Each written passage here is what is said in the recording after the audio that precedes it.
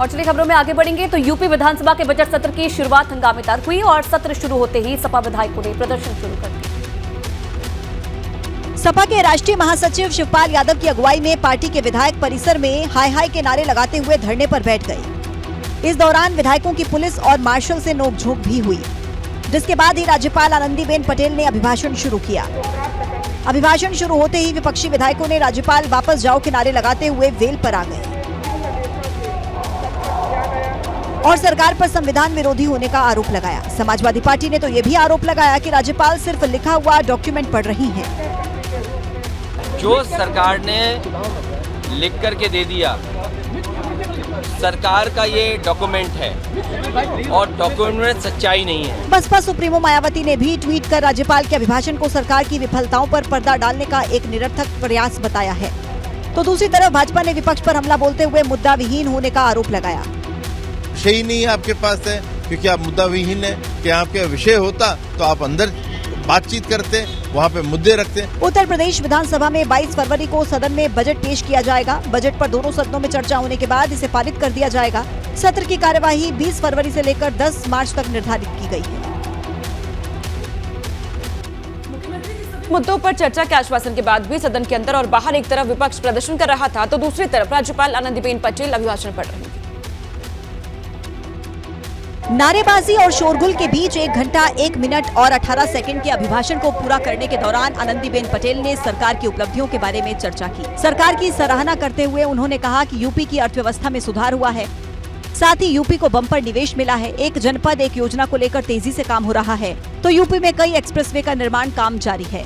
राज्यपाल ने यूपी में कानून व्यवस्था में सुधार की भी बात की और नकल विहीन परीक्षाएं कराए जाने की बात भी कही। साथ ही सरकार के किसानों को सम्मान निधि दिए जाने की बात की, गरीबों को मुफ्त राशन और युवाओं को नए अवसर मिलने की बात भी की। कुल मिलाकर सरकार की योजनाओं का सभी वर्गों को फायदा मिल रहा है। उपलब्धियों का मुख्यमंत्री योगी आदित्यनाथ समेत सत्ता पक्ष के सदस्यों ने मेज थपथपाकर स्वागत किया। सदन के अंदर राज्यपाल अभिभाषण पढ़ रही थी और विपक्ष सदन के बाहर भी प्रदर्शन कर रहा था। सपा के प्रदर्शन को कवर करने गई मीडिया को भी धक्का मुक्की का सामना करना पड़ा। तो जो सरकार पत्रकार साथियों पे भी लाठी चला दे, जो सरकार प्रशासन से गरीब की झोपड़ी में आग लगा के माँ बेटी की जान ले ले, क्या उम्मीद करोगे उससे? सदन में सपा के तेवरों से लग रहा है कि बजट सत्र भारी हंगामेदार हो सकता है। इधर उत्तर प्रदेश में जातीय जनगणना को लेकर समाजवादी पार्टी अध्यक्ष अखिलेश यादव अड़ गए। बजट सत्र के दौरान विधानसभा के बाहर मीडिया से बात करते हुए सपा अध्यक्ष ने भाजपा के नारे सबका साथ सबका विकास की भी बात की और कहा कि ये तभी मुमकिन है जब यूपी में जाति आधारित जनगणना करवाई जाएगी। अखिलेश के मुताबिक सपा हमेशा से ही जातिगत जनगणना के पक्ष में रही है। जातीय जनगणना को लेकर उन्होंने सीएम योगी आदित्यनाथ पर भी तंज कसा। मुख्यमंत्री जी दूसरे प्रदेश से आए हैं, उन्हें उत्तर प्रदेश की जातीय जनगणना से कोई मतलब नहीं है। पत्रकारों ने जब उन्हें जातीय जनगणना के मुद्दे पर डिप्टी सीएम केशव प्रसाद मौर्य के सवाल की याद दिलाई तो सुनिए उनका जवाब क्या था। ये बीजेपी वाले अंधे हैं क्या या बहरे हैं? अखिलेश के हमले का जवाब खुद डिप्टी सीएम ने एबीपी गंगा से बातचीत में दिया और पोल खोलने की बात की। जातीय जनगणना का मतलब वो जातियों के हिसाब से न्याय देने की बात कर रहे हैं। यद्यपि उनका मैं काला चिट्ठा जल्दी ही खोलूंगा, पहले वह अपनी पार्टी के अंदर न्याय करें। पहले सफाई परिवार के बाहर से समाजवादी पार्टी का राष्ट्रीय अध्यक्ष बना दें, ना किसी को बनाओ या अपने प्रदेश अध्यक्ष को राष्ट्रीय अध्यक्ष बना दें या जिसको बनाना चाहे बना दें, लेकिन अब सफाई परिवार से बाहर निकले। दरअसल केशव प्रसाद मौर्य ने अखिलेश के जातिगत जनगणना की मांग को जनता में भ्रम फैलाने की कोशिश करार दिया था और सरकार में होने पर जनगणना न कराने को ढोंग बताया था। करीब 11 साल से राज्य की सत्ता से दूर रहने वाली बसपा ने 2024 के चुनाव में पार्टी को मजबूत करने के लिए मास्टर प्लान तैयार कर लिया, जिसके तहत पार्टी इस बार के लोकसभा चुनाव में एक क्षेत्रीय व जातीय गणित के साथ युवाओं पर दांव लगाने का विचार कर रही है। इसको लेकर पार्टी स्तर पर काम करना भी शुरू कर दिया गया है।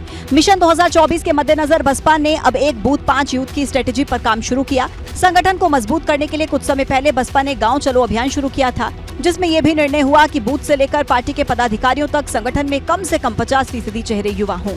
बसपा ने हर सेक्टर में 10 बूथ कमेटियां बनाने का ऐलान किया, जिसकी कमान 5 युवा संभालेंगे।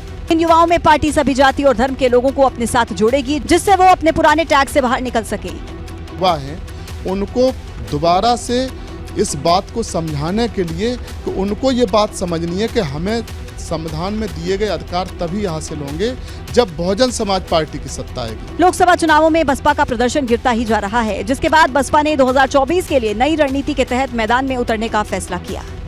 युवाओं की बड़ी भागीदारी होगी, लगभग 50% युवा संगठन में चेहरा बनेंगे और इन्हीं के आधार पर मिशन 2024 की जो जंग है उसे जीतने की तैयारी बसपा ने की है। वहीं लखनऊ के रमाबाई मैदान में उत्तर प्रदेश के सभी 75 जिलों से अपने परिवारों के साथ पहुंचे शिक्षा मित्र आंदोलन कर रहे हैं। जो 2017 में उच्चतम न्यायालय से समायोजन निरस्त होने के बाद से समायोजन बहाली और मानदेय वृद्धि जैसी प्रमुख समस्याओं को लेकर संघर्ष कर रहे हैं। अधिवेशन में शिक्षा मित्रों की भीड़ को देखते हुए पुलिस की पर्याप्त व्यवस्था की गई है। यूपी में 1,46,000 शिक्षा मित्र हैं, जिनकी मांग है कि इन सभी को नियमित किया जाए। साथ ही सभी शिक्षा मित्र का मानदेय बढ़े, उनका मानदेय सहायक अध्यापक के वेतन के बराबर हो। साथ ही शिक्षा मित्रों को भी सहायक अध्यापक के बराबर ही सुविधाएं दी जाएं। 62 साल नौकरी और 12 महीने का वेतन दिया जाए और सबसे महत्वपूर्ण, शिक्षा मित्रों के लिए भी पेंशन की व्यवस्था लागू की जाए। लखनऊ में हुए महासम्मेलन में शिक्षा मित्रों ने अपनी समस्याओं के स्थायी समाधान के लिए सरकार और जनप्रतिनिधियों को ज्ञापन भी दिया। आंदोलन के पहले ही यूपी सरकार ने प्राथमिक स्कूलों में संविदा पर काम कर रहे शिक्षा मित्रों की अधिकतम उम्र सीमा तय कर दी थी, जिसे बढ़ाकर 60 साल कर दिया गया है। आगे कैसे हम लोग अपनी बातों को ये समझाते हुए कि हम सब आपके साथ परिवार हैं, आपके हैं, और करते हुए हमारी बात को आगे माननीय मुख्यमंत्री तक स्वतः ही पहुंचे।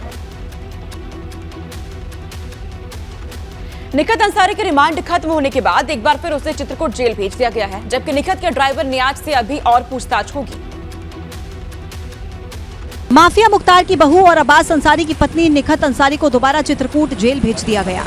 निखत अंसारी की पुलिस रिमांड सोमवार को खत्म हो गई, जिसके बाद निखत का मेडिकल कराया गया और फिर उसे चित्रकूट जेल भेज दिया गया।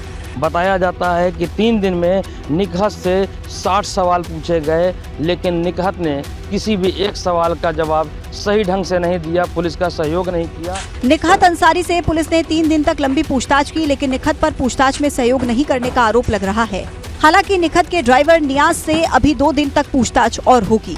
नियाज पर भी सवालों के सही जवाब नहीं देने का आरोप लग रहा है। अब तक इस मामले में क्या हुआ आपको बताते हैं। निखत से एसटीएफ और एसआईटी ने पूछताछ की। निखत से 3 दिन में 60 सवाल पूछे गए। बताया जा रहा है कि निखत ने किसी भी सवाल का सही जवाब नहीं दिया।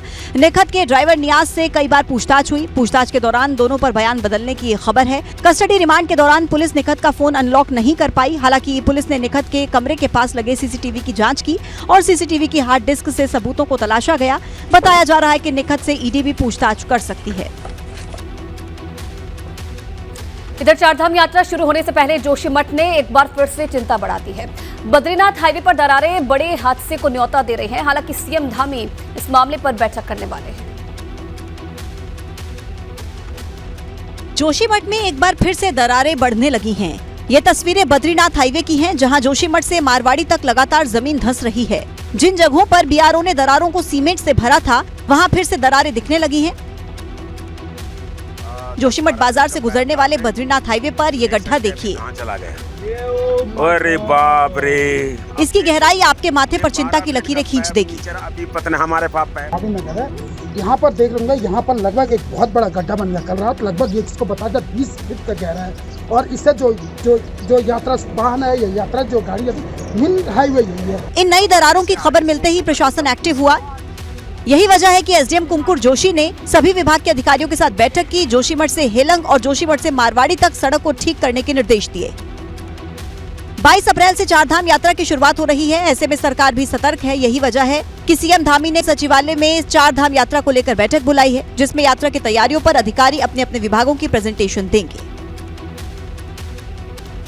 पिथौरागढ़ में भारत और उज्बेकिस्तान की सेना का युद्ध अभ्यास शुरू हो गया है। दोनों देशों के बीच आपदा में कैसे मदद पहुंचाई जाए और कैसे आतंकी गतिविधियों का मुंह तोड़ जवाब दिया जाए, इसको लेकर एक्सरसाइज होनी है। पहाड़ पर सेना के शौर्य का प्रदर्शन देखिए। आतंकी गतिविधियों पर प्रचंड प्रहार की झलक देखिए। सेना के शौर्य की ये तस्वीरें पिथौरागढ़ से सामने आई हैं, जहां भारत की 14 गढ़वाल राइफल्स और उज्बेकिस्तान की सेना के बीच मैत्री मैदान में युद्ध अभ्यास शुरू हो गया है। इस युद्ध अभ्यास के जरिए दोनों देशों की सेनाएं अपने अपने युद्ध कौशल और अनुभव को साझा करेंगी। जो एक्सरसाइज यहाँ पर हो रही है, ये 15 दिन के लिए होगी। इसमें दोनों तरफ से 45 जवान हिस्सा लेंगे। ये युद्ध अभ्यास डस्टलिक के नाम से जाना जाता है। आपको बता दें कि पिथौरागढ़ में डस्टलिक 2023 युद्ध अभ्यास का चौथा संस्करण है। तीसरा संस्करण 22 मार्च 2022 को यांगियारिक में हुआ था, जबकि दूसरा संस्करण 11 मार्च 2021 को रानीखेत में और पहला संस्करण नवंबर 2019 में ताशकंद में हुआ था। भारत और उज्बेकिस्तान की सेना के बीच इस युद्ध अभ्यास का मकसद आतंकवाद के खात्मे के लिए साझा युद्ध रणनीति बनाना है। शहरी ग्रामीण इलाकों में आतंकवाद विरोधी अभियान चलाना और दोनों सेनाओं के बीच समझ सहयोग तकनीक को बढ़ावा देना है। डस्टलिक युद्ध अभ्यास 5 मार्च तक चलेगा।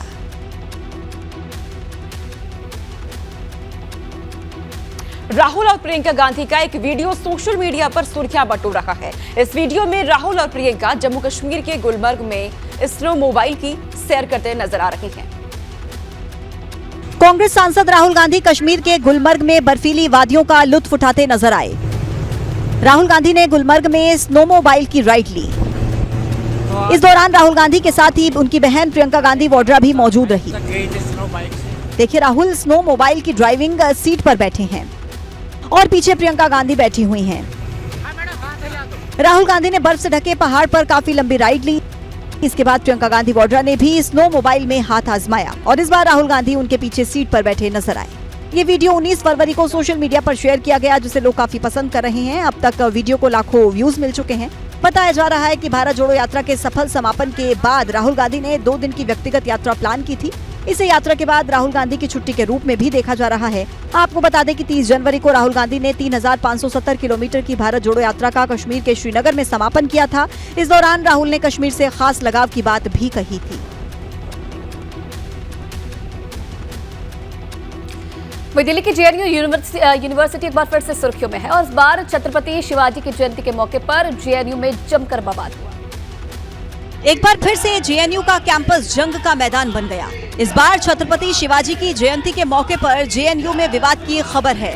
बताया जा रहा है कि एबीवीपी और वाम समर्थित छात्र संगठन के बीच झड़प हो गई। बताया ये भी जा रहा है कि 19 फरवरी को जेएनयू कैंपस टेफ्लाज में छत्रपति शिवाजी की जयंती पर एबीवीपी की तरफ से श्रद्धांजलि सभा का आयोजन किया गया था। आरोप है कि वामपंथी छात्रों ने शिवाजी की प्रतिमा का अपमान किया, जिसको लेकर एबीवीपी और वामपंथी छात्रों में झड़प हो गई, जिसके बाद माहौल गर्मा गया और दोनों संगठन के छात्र पैदल मार्च करने लगे। वहीं जेएनयू-एसयू ने आरोप लगाया कि उनके कैंडल मार्च के दौरान शिवाजी की जयंती की आड़ में एबीवीपी के छात्रों ने हमला किया।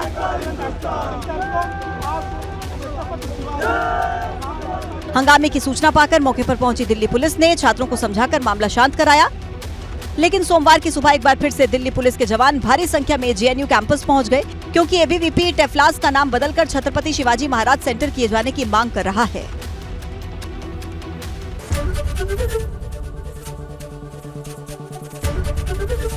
एबीपी गंगा, खबर आपकी, जुबान आपकी।